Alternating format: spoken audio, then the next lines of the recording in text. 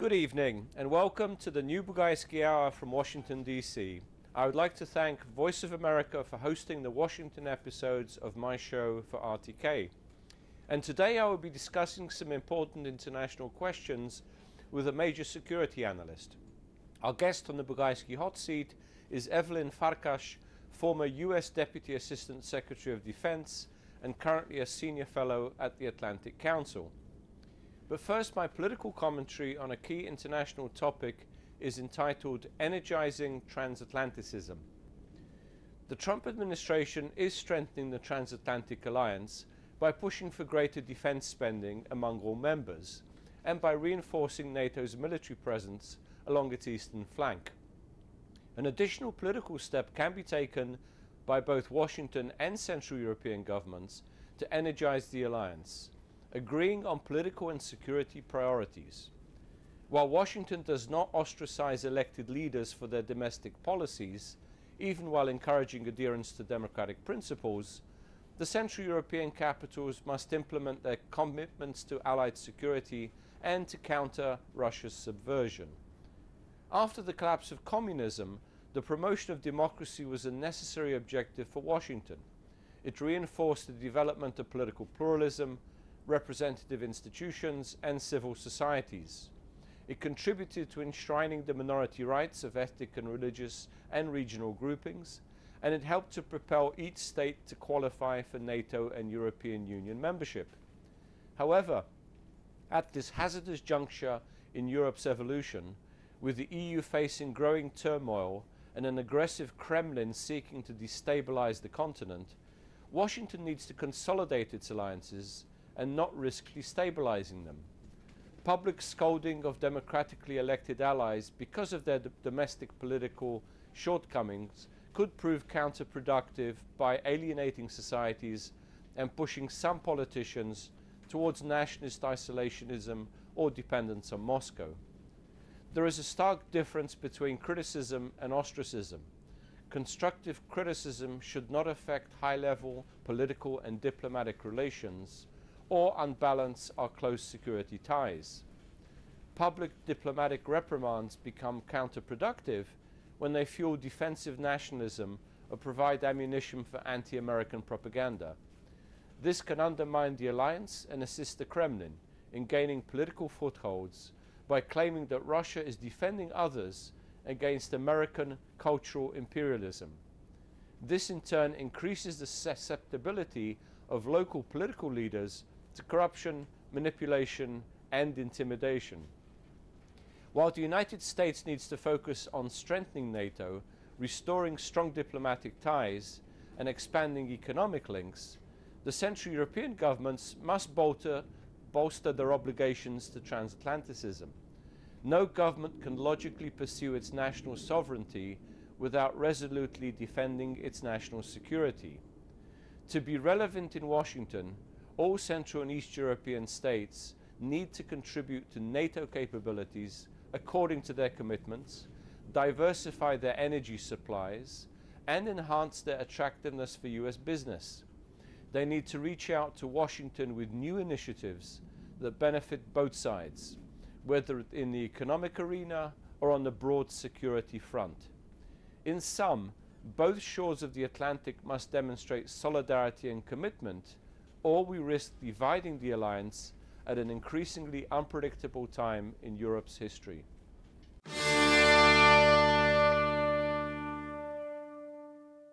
It is time now for the Bugajski hot seat with our special guest, Evelyn Farkas, former U.S. Deputy Assistant Secretary of Defense and currently a Senior Fellow at the Atlantic Council here in Washington, D.C. Thank you for joining me on the show, Evelyn. Thank you for having me. I'm feeling the energy coming from the hot seat. Good. On a cold day, yes, or should I say a cold week in Washington, yes, it's good to have a hot seat. A lot of ground to cover, and I want to cover a lot of the security aspects of US policy, of developments in NATO. But let me start with a very general question. You served in the previous administration. How would you describe the foreign policy of this administration, the Donald Trump administration? Is it, you know, in terms of definitions, is it interventionist, is it isolationist, is it something else?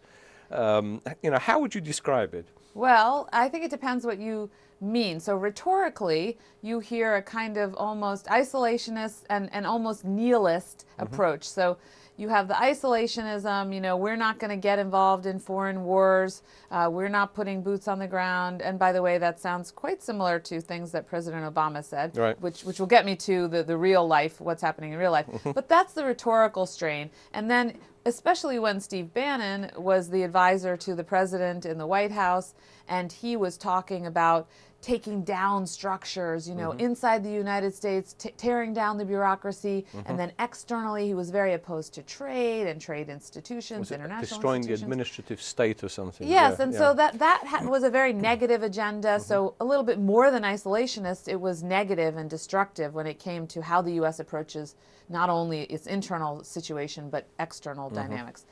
But the second part of it is the reality. In reality, if you look at the policies in place, whether it's U.S. policy in Syria, U.S. policy towards Russia, that's a good example. We'll come back to Russia in a moment. Even Iran. Everything has more or less stayed the same. The rhetoric has changed, but in terms of the actual policies, where money's going and what we're doing and not doing, that looks pretty much the same. There are some little changes along the way. We've seen an increase of money going to places like Georgia and Ukraine to support them.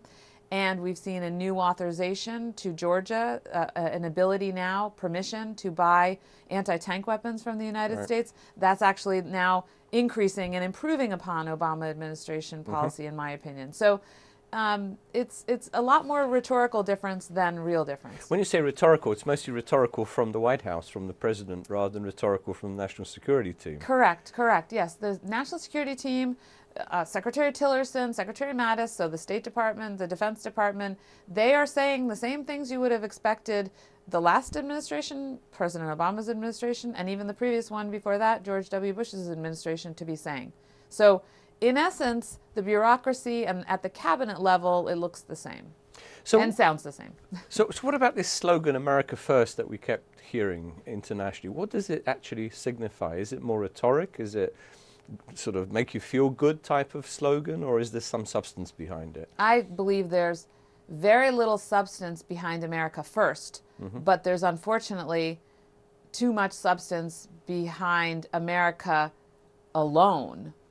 If I can edit what the president said, because the president said America First, but in effect, what he's done by withdrawing the United States, for example, from the Paris Climate Accords, by refusing to sign on to, now I'm forgetting, there's a non-proliferation agreement that the Syrians just signed. Right. I think it was a chemical weapons agreement or something like that. Yeah. But in any event, you know, he's withdrawing from the international community, and it's only the United States in some of these instances withdrawing. That to me is alarming, because that's not America First, that's America off to the side. Including the free trade agreement, Pacific Free Trade. Yeah. Including, exactly, the Pacific Free Trade Agreement is another example. In essence, of course, now TTIP, the Transatlantic Agreement, is another example, although it's kind of dead without the United States. No offense to Canada, and Canada has its own agreement with the EU. Sure. So I think that's the problem, is that it's more that we're not there. We're absent in many cases. Our leadership is absent, and we're withdrawing from various important efforts and initiatives. Have there been any, would you say, achievements, foreign policy achievements during this first year of the administration? And if so, what are they? No, not any major ones. I mean, I would point with a positive lens towards the strike against Syria in the aftermath of the latest chemical attack. So last April, when President Trump authorized a strike against the Syrian airbase in retaliation for the use of Assad's use of chemical weapons against the Syrian people. That was a positive move, but it was just one tactical move. It wasn't a change in policy vis-a-vis the Syrian civil war or the Middle East writ large. Some of the things that we've done have been negative. This new decision by the president to unilaterally, as a one-off, essentially declare that we're going to move the U.S. Embassy in Israel to Jerusalem without getting anything in return, without it being linked to any overall plan to bring peace to the Middle East. I was in Israel the week before the last, and again, it's put us back, certainly. So the foreign policy that I've seen, new efforts, they have not been what I would call achievements. They've been actually detriments. So there's no strategy behind it. It's just, is it impulse? Is it trying to satisfy a certain group of voters? Is it, what is it? The Jerusalem decision, I believe, was really the president saying, I have this list of things that I promised my backers, and so I'm going to do that. I'm going to do whatever I can on that list. Right. And it was really about him and his supporters, not about what's good for America, what's good for Israel, what's good for the Arab people, what's good for the world. So I think that's a real problem. You travel a good deal, so you get to talk to a lot of people in different countries. How is the president perceived internationally? I mean, I know in a few countries he's quite popular. You mentioned Israel, Poland is another, but generally it's fairly negative. Generally, our friends and allies certainly view the president in many different ways, and all of them negative. I mean, they view him as uninterested in the facts, which I think sadly has been demonstrated. They view him as self-interested, which sadly has been demonstrated. They view him as erratic. They don't trust him. I mean, and that's the most important point, is that they don't trust him. Allies and partners really should be able to trust the United States, even when we're not leading. So that's a problem. I do agree. I will agree with you with respect to Israel and Poland, especially in Israel, where I was last, again, as I said 2 weeks ago. There, it was odd to me how much, not only did they kind of like the president, but how much they expected from President Trump. And again, now, in light of this decision, some of the same people might still feel the same way, but certainly I think the bulk of people in the Middle East and others in Israel wouldn't feel that way. So, but it probably has left many of the stalwart supporters of President Trump still supportive. But I think they need to be really thinking about whether President Trump can deliver for them, because I believe the answer is no. In the case of Poland, just to follow up on that, he visited, his first visit in Europe was to Warsaw, and he delivered what I think was quite a powerful speech, at least half of it. Right. Yeah, I liked about half of it too.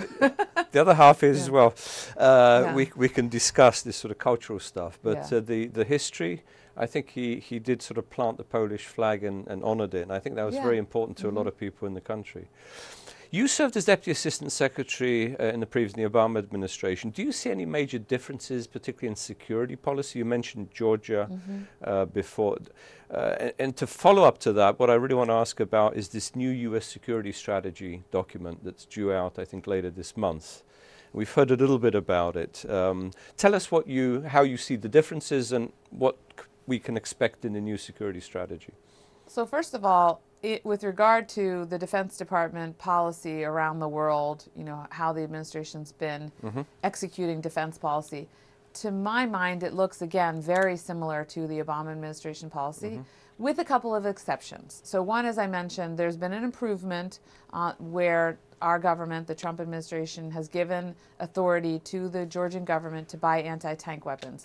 That's very important. I can't underscore how important that is. I argued for that for the 2+ years that I was in the Obama administration, unfortunately unsuccessfully. I also argued for it for Ukraine, along with my colleagues. So here also the Trump administration has an opportunity to distinguish itself, I believe, positively by approving it for Ukraine as well.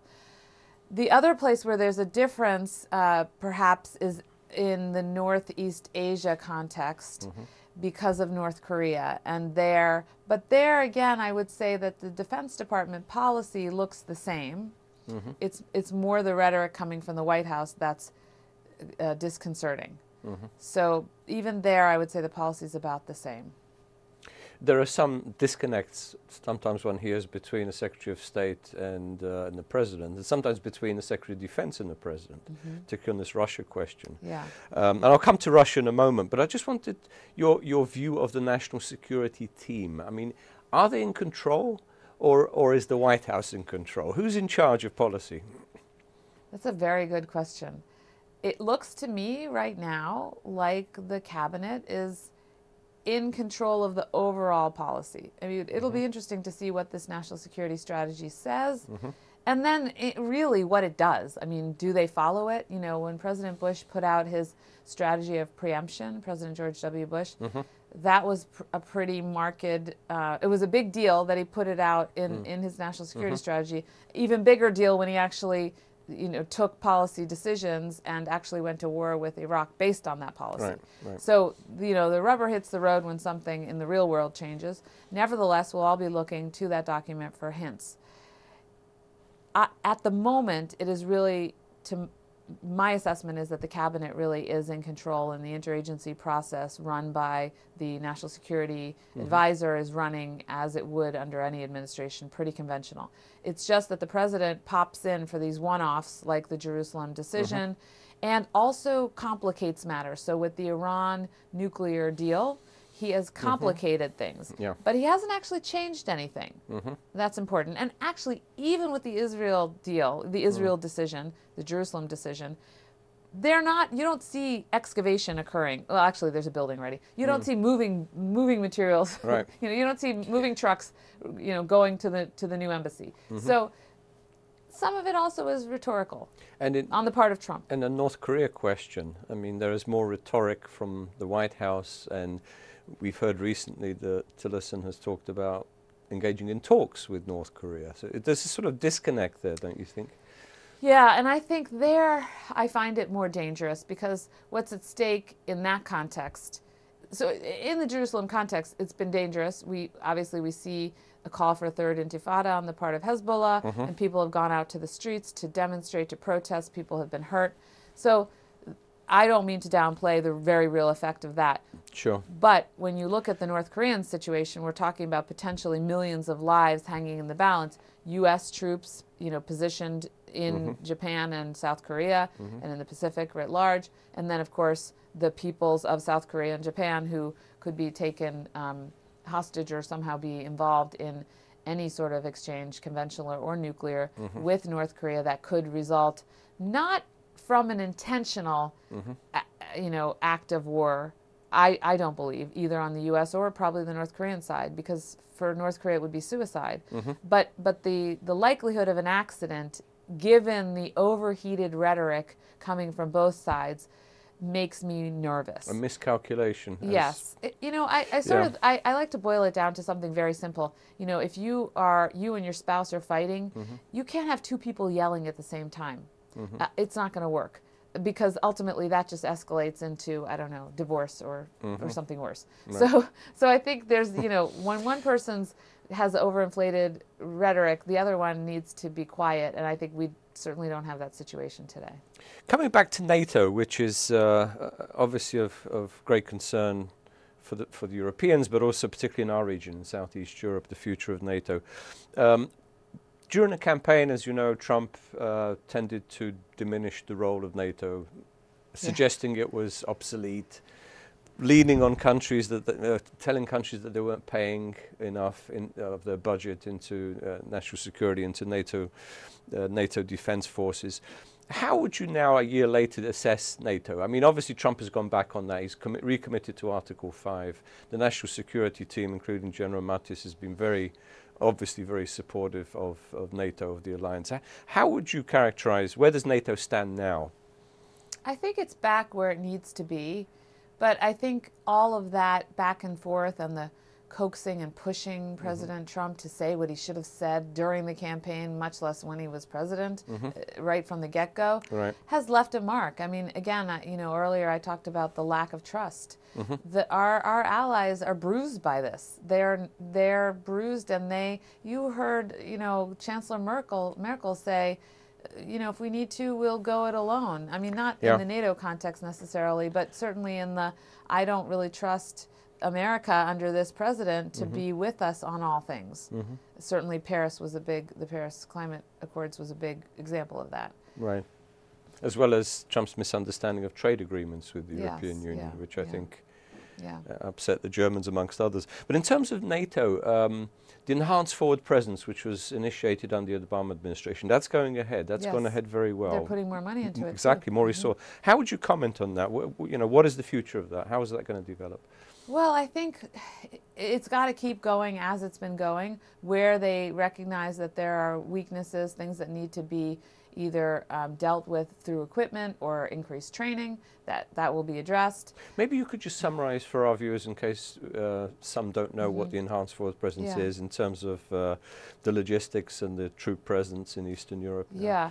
So basically what it is putting U.S. and NATO troops in the most vulnerable states in the alliance. So the frontline states, we call them, close to the Russian border. That's the 3 Baltic states as well as Poland, and then to a slightly lesser extent, unfortunately, Romania, Bulgaria.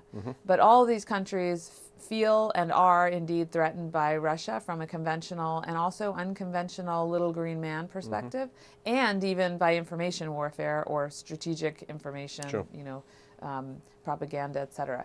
So NATO and the European Union, to some extent, although that's a separate kettle of fish, are dealing with the challenge from Russia. So we put troops into each of those countries. It's about, I believe it's 200. It's about a battalion in each. It's a battalion in each country. And for Poland, it was very important to have an additional U.S. component as well as a command. The command component is an American one. Because for these countries, they really believe, they know, of course, if there were a war with Russia, NATO cannot prevail without the United States, and these countries are very eager to have U.S. presence already on the ground, because that guarantees even further than Article 5 that we're likely to get involved. There's also the Baltic Air Policing Mission, which is an air surveillance and defensive mission over the Baltic airspace, because of course those small countries with just a few million people in each of them do not have the ability to field large air forces, and so NATO provides that as well. U.S., German, and other countries fly their aircraft through there. And then the exercise program, which is very important, and Poland's been a big part of that. They've hosted not only their own national exercises, which involves NATO countries and partner countries, but they've also hosted one of the biggest NATO, I think it actually was the biggest NATO exercise ever, since the end of the Cold War. That was hosted by Poland, and actually ever in Poland, because during the Cold War it was part of the Warsaw Pact, of course, so it was historic. And it was still not at the level that the Russians demonstrate, meaning they involve way more forces and people and equipment, and they lie about it, and they include the whole country in Belarus, etc. So they break all kinds of conventional arms control rules. But this is an important exercise for us to undertake, and it costs money and resources, but it's worth it. And it's demonstrated over time lots of things, like we have gaps in logistics, and so we need to harmonize the rules that allow tanks to go from one NATO country to the next. Little things like that. And NATO Schengen needed. Exactly, that's what General Ben Hodges always calls for. Right. In terms of the future of the NATO presence, as you say, along the eastern flank, some are calling, particularly in Poland, for a more permanent NATO base with American troops, but also multinational force. Is that likely, in other words, to move bases from, let's say, Germany, Italy to countries such as Poland? It's possible. We have something called the NATO-Russia Founding Act, which was signed, I believe, in 1997. The idea, the reason this agreement was signed with Russia was because, of course, around that time, we were getting ready to include Poland, Hungary, and the Czech Republic into NATO.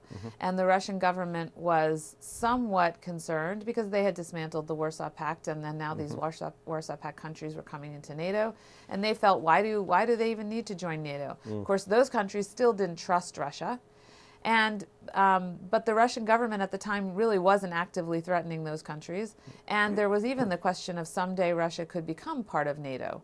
So what we did was we said to the Russians, well, we're getting ready to let these guys into NATO because they want the added security, and we believe that it creates stability in Europe. So it wasn't at the time even seen as an anti-Russia thing. It was, let's create stability. That's the basis for economic development, for foreign investment, which at the time was very badly needed in those three countries.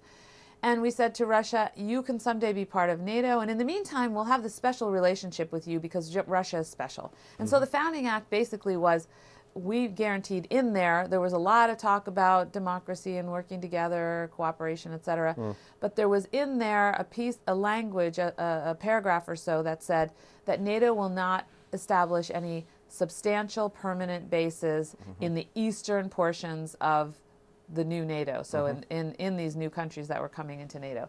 And that's the rub.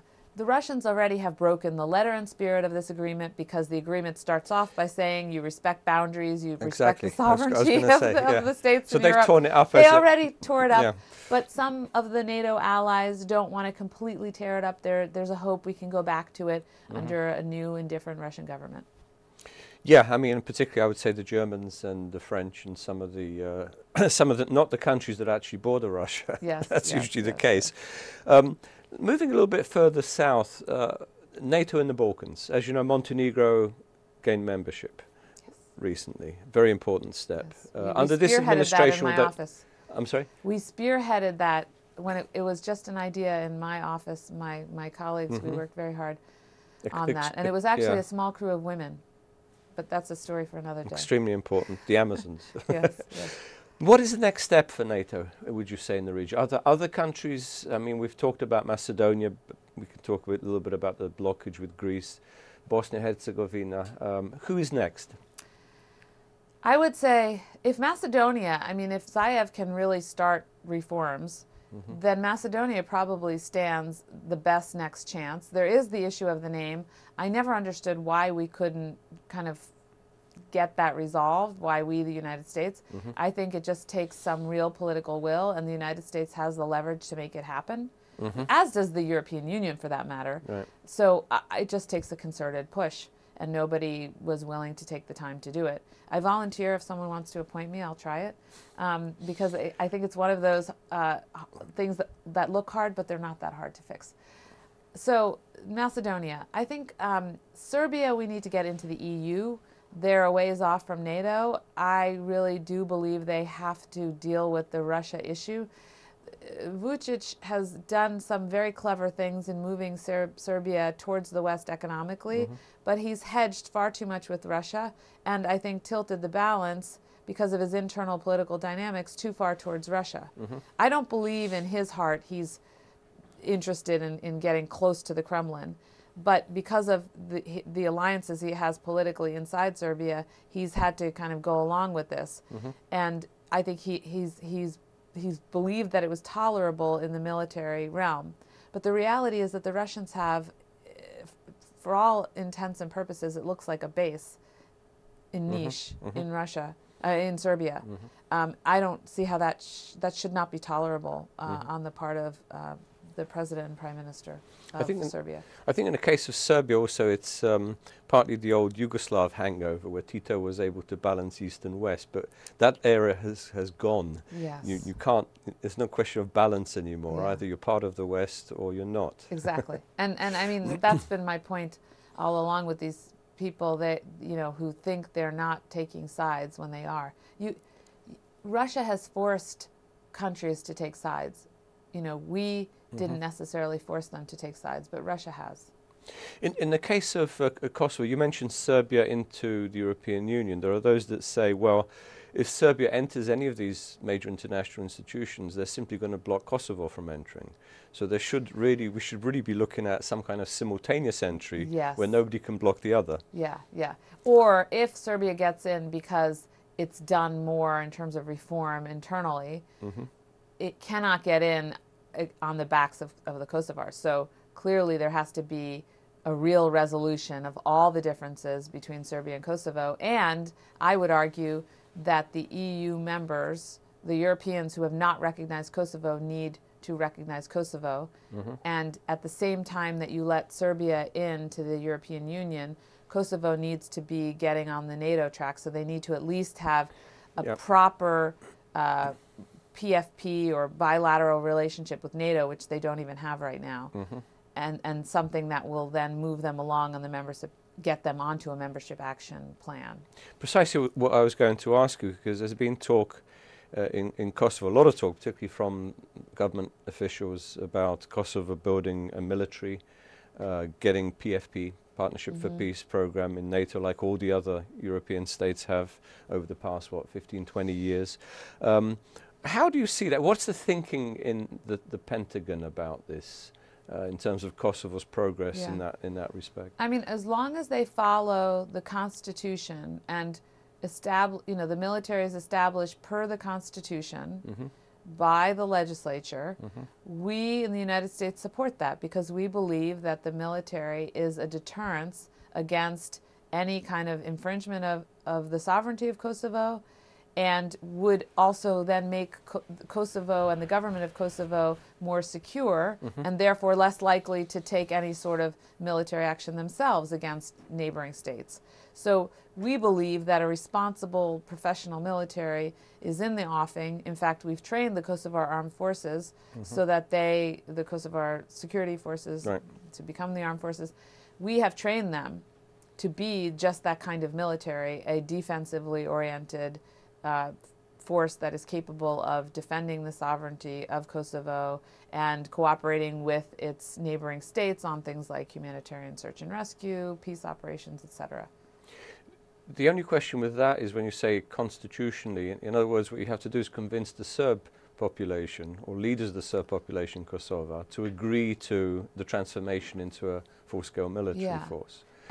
Which is a bit of an uphill struggle at the moment. At the moment, but you know, I've met with those young leaders, the ethnic Serb leaders, and I found them to be pragmatic, and so I think the right deal could be offered to them. I do believe that the right deal could be offered to them. But that's another instance where the outside world, meaning the European countries, the European Union itself, and the United States and NATO, need to be more involved. It's just like the Macedonian name situation. Somebody has to have the will from the outside to help them solve that problem. Exactly. And presumably further down the road, eventually, I know the Serbian military would like to be part of the most modern, effective military structure in the world. It's a political decision that they don't want to go into NATO. That's a very interesting thing. When you talk to Serbian military commanders, I mean, Serbia has a very strong military tradition. They're very proud of their military. And yes, they want to be part of the gold standard, and they know that's NATO. So not a Russian standard. And in fact, if you look at the number of exercises, military engagements, exercises, or other kind of activities that the Serbian military conducts with other countries, the United States is at the top of the list, and Russia's down there somewhere. They don't actually have that many engagements with Russia, but when they do, unfortunately, they and the Russian government make a big brouhaha about it, and so it's very politicized, and their minister of defense, the last couple ministers, have also encouraged this, as has the president of Serbia. So it's that, I think, is the problem there, where the professionals understand. They know what the gold standard is, and they want to be part of that. But they're hamstrung by the political situation. You mentioned the so-called humanitarian center in Niš, which looks like a Russian intelligence headquarters for the region. There is now talk, I hear this in Kosovo and elsewhere, that maybe what we should do is to establish a larger, more permanent NATO base in Kosovo, develop Bonstil or some other places where the runways could be longer. What's your view of this? Where do we stand? Well, I mean, first of all, Kosovo is not a member of NATO, so I think the other Balkan NATO members, like Albania, and of course now Montenegro, but Albania in particular, would probably object because they have old air bases that they would gladly probably provide to NATO. And again, being NATO members paying into the NATO Common Fund, they should be at the top of the line, not Kosovo. And the Kosovo base, all of the military advice and expertise has said that it's too expensive. It's too expensive for us, much less Kosovo, to maintain, and it doesn't really make military sense either. There have to be a lot of infrastructure development to make it viable. Yeah. And what is actually, this is another question. We keep talking about bases. How would it help NATO to have a base in the Balkans rather than Italy and Greece? Right, that's the thing. It's not about tit for tat and a base here and a base there. The only thing I would say is if the Russians start asking to put not just manpower but equipment onto those bases, so you could see them saying, just as they have done in Armenia, well, we need to put an S-300 or an S-400 or Iskander, onto the base. well, that's a different story, because now you're talking about a direct threat to the West, and we cannot allow that to happen. I mean, if Vučić were to do that, then there should be sanctions have to be slapped right on Serbia. I mean, that to me would be unconscionable. Right. Presumably, we're watching very closely what it is the Russians are moving into I hope so. I hope so. into this base. In fact, talking about Russia, I wanted to come to this now. As you know, Russian expansionism in its neighborhood and subversion of other targeted countries in Central Eastern Europe, and even beyond that, if we look at what's happened in parts of Western Europe with different elections, and the United States, this is one of the big national security threats for many countries, I would say, for the Western world as such. Do you think this administration is doing enough to defend the democratic West against Russian intervention, this sort of soft interventions? There's probably more that can be done, but I would say that we saw the West, you know, the French people prevail in their elections. We saw the German people and the German political system prevail in Germany. So we seem to be able to withstand Russian propaganda and Russian information operations. But we can't let down our guard. What I worry about is not so much whether we're helping the Europeans. I worry about America. I mean, we have a president who's denied that the Russians have meddled in our elections and in our internal politics. We even had the former FBI director say that the Russians will come back, which is the wrong way to characterize it, because they never left. So I worry about what's happening here in America, whether it's paying individuals and organizations to, you know, kind of put out Russian-friendly pieces and propaganda, to RT and Sputnik. You know, Sputnik now is on the radio here in Washington, D.C. I caught my Uber driver. That's right, they bought a station. So I called my Uber driver listening to it, and I said, you know, this is Russian propaganda. Well, he's from, like, I forget what part of the world now, maybe Afghanistan. No, I think actually Eritrea. So he wouldn't know if something was slanted. Well, they did have the old Soviet influence in Ethiopia in the old days. Yeah. The Afghan driver probably would have known what was slanted. Right. But that was disconcerting to me, because he didn't know what Sputnik was, and he couldn't have recognized the nuances, you know, the propaganda nuances of the, you know, like civilians aren't being killed by Russians in Syria, which of course we know they are. There's a lot more to be worried about, I think, here in the United States. Do you think that the last two administrations, both the Obama administration and Bush administration, sort of took because of the focus on terrorism? Yes. They took their eye off Russia. Yes. And what they were up to.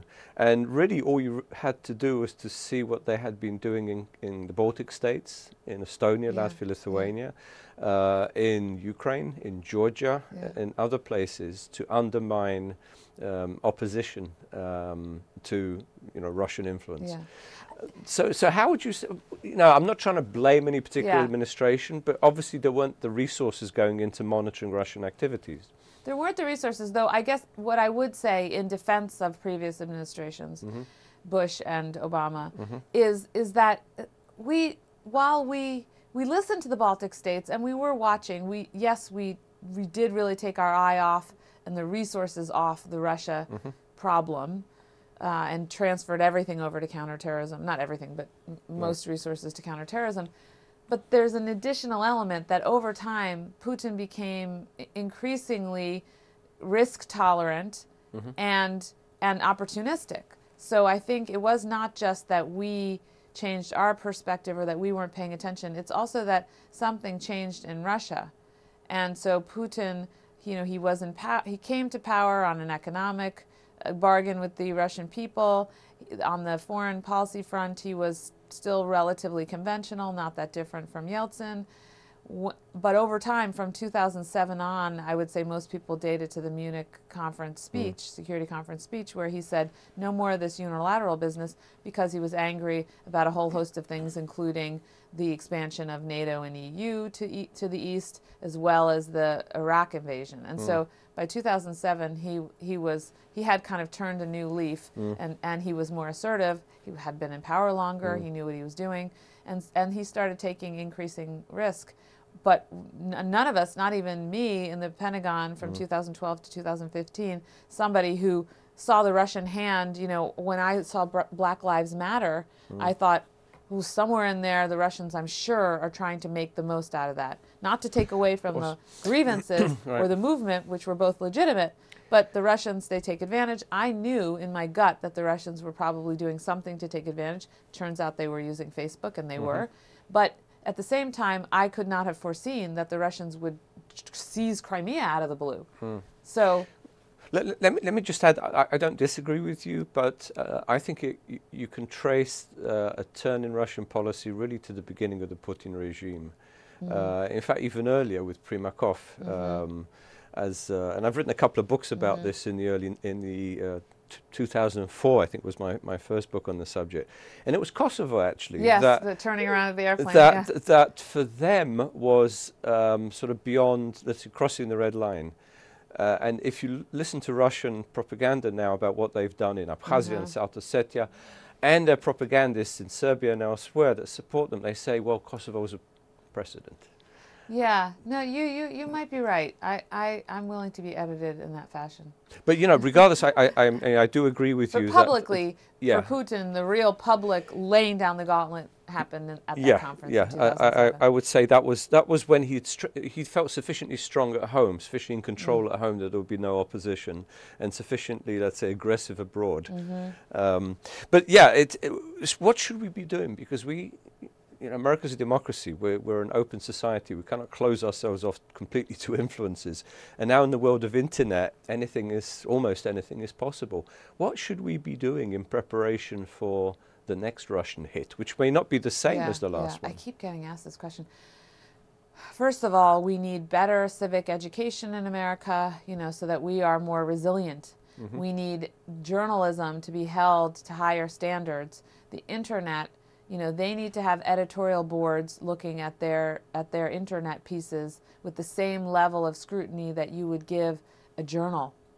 And in fact, many journals are more online than in paper form these days. Some exclusively now online. So I think that's very important, just to maintain standards or establish standards in some cases.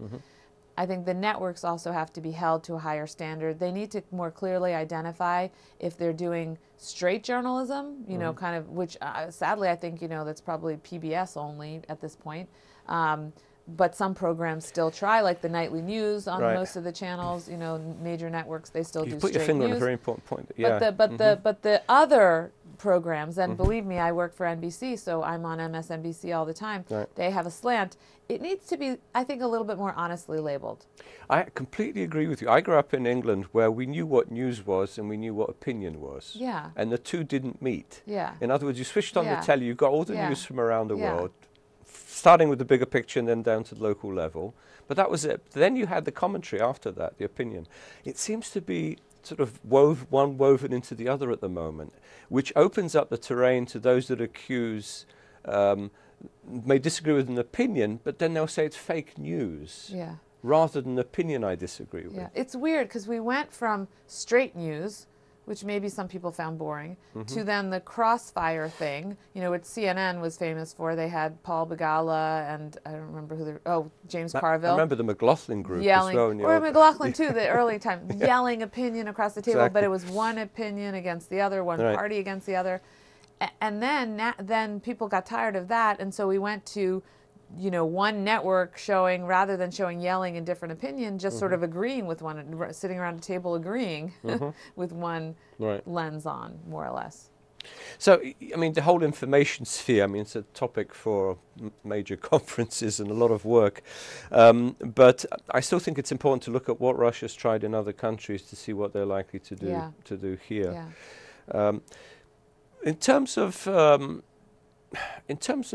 just to change the subject, we're running out of time, I just wanted to talk a little bit about US-EU relations. Because, again, during the campaign, it seemed that candidate Trump was very much for Brexit. Beyond that even, the breakup of the European Union. Where do we stand now? What is US policy towards the European Union? Well, as I said before, our policy is relatively stable from the Obama administration to the current administration, the policy looks the same. Right. The rhetoric is not the same. So we are not giving an emotional boost, if you will, to Federica Mogherini or the EU, other EU officials and the collective and each individual European country that's a member. So there's a psychic cost to the current rhetoric coming from the White House. But in reality, we're still engaged with the EU through NATO. The bureaucracies are still dealing with the EU. We still have, of course, they're our #1 trading partner still. That hasn't been ruined by this administration, so that's still the case. So I would say it's still a positive relationship and probably still improving, you know, which again is a trend that started maybe under the Bush administration. Certainly under the Obama administration, we adopted a very positive approach to the EU rather than, you know, I remember back under when it was WEU in the early days, there was a lot of suspicion that maybe the French were going to use this to try to take over NATO. But the French changed their approach to NATO, and all of this changed over time. So I think, by and large, positive, and also understanding that the EU is complementary to the NATO, for example, when you're dealing with Russia, because if you're talking about civil society and law enforcement, that's an area for the European Union, not for NATO. So a lot of the false information or the use of kind of fifth columns, you know, demonstrations and things of that nature to subvert democracy or to create instability in states neighboring Russia, that would be something that the EU would have to try to manage with those states. It's to our advantage to have the EU because it keeps countries cooperating rather than competing over vital security questions. Yeah, I agree. But do you think now, I mean, presumably the relationship between Germany and the United States is key in all this. How do you see that developing? Well, President Trump actually recently, he was talking about his relationships with foreign leaders, and he said, people think I don't have good relations. I have good relations. I have good relations with Angela Merkel. They misinterpreted, you know, the lack of a handshake, which I'm actually now inclined to believe him. You know, maybe he really didn't see her hand or something like that. But the fact that he thinks it's positive actually is a bigger indicator than anything else, because he tends to take a negative approach to many more leaders than a positive one. I mean, I can count on one hand ones that he's enthusiastic about, and they tend to not be democratic or very democratic. I was going to say, it's interesting that whenever I travel to the region, people say, well, we supported Trump, and I'm thinking of Hungary, I'm thinking of Poland, or Republika Srpska. We supported Trump. Why doesn't he invite us to the White House? Well, I think what he likes is strength.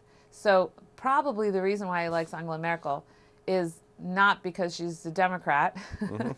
It's the reason why he likes Erdogan and he likes Duterte and some of these other characters, because they, to him, appear strong. She actually is strong, I think. She's actually fundamentally stronger than they are, and of course morally stronger. But I think that's what he sees in her. She's a winner. So basically, there's no need to worry about US-EU relations. We are no longer supporting the breakup of the European Union. No, if anything, it would be neglect. You know, if the president continues to take the approach that he's taking, and if he stays in power long enough to make a difference, that could be an issue. But I'm not too worried at the moment. I will say the EU is standing up for itself, and, you know, again, Federica Mogherini has been very clear about climate change and a whole host of issues where if the United States doesn't want to cooperate with the EU, that's fine. They're going to keep on going.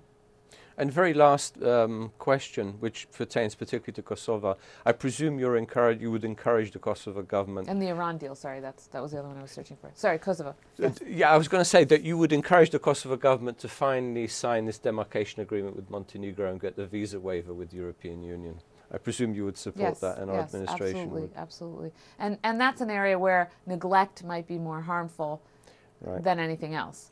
We're on board, and we've always supported. I mean, what's interesting is that the U.S. policy, I remember being in the Obama administration talking about, well, what are we going to do about Kosovo? And we said, okay, well, there is this, you know, the the predecessor to Mogherini, Lady Ashton. Oh, yeah. So she had this process for Kosovo. Okay, well, so that could be Plan B, and so what will be Plan A? And then we scratched our heads a lot, and then we realized, actually, Plan B is so good, let's make it Plan A. So we didn't actually have and then it turned out we really didn't have a Plan B. I guess we would have scrambled to find one, but she did a phenomenal job, Lady Ashton, and that's continued, although I would argue that it needs to be stepped up. Evelyn, on that note, thank you so much. That was very informative, and I'm sure my audience in Kosovo and elsewhere in the Balkans would be very happy. Thank you. Thank you very much. Good luck in your work now. I enjoyed it. And we'll get you back at some point in the future. Anytime.